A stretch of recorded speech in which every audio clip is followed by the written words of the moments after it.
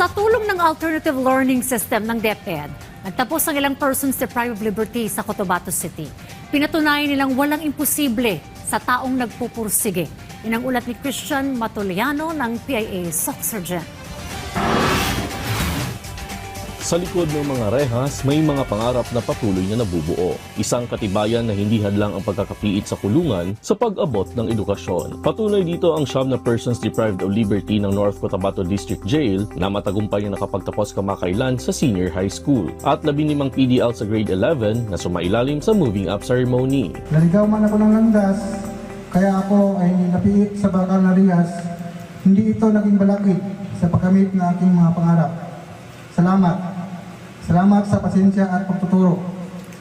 Salamat sa walang katapusang suporta at gabay upang magbigay sa akin ng lakas na ipagpatuloy ang naudlot ko na mithiin sa buhay.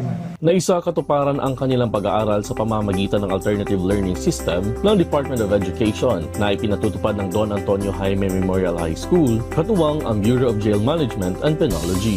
Sa programang ito, naihatid ang edukasyon sa loob ng kulungan at nabigyan ng pagkakataon ng mga PDL na ipagpatuloy ang kanilang pag-aaral sa kabila ng kanilang sitwasyon.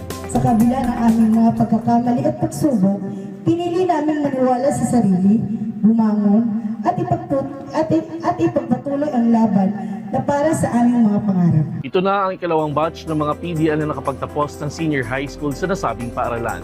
Kasunod ng kauna-unahang senior high school graduation na isinagawa sa nabanggit na jail facility noong nakaraang taon. Mula rito sa probinsya ng Cotabato, para sa Integrated State Media, Christian Matoliano ng Philippine Information Agency SOC Sergeant.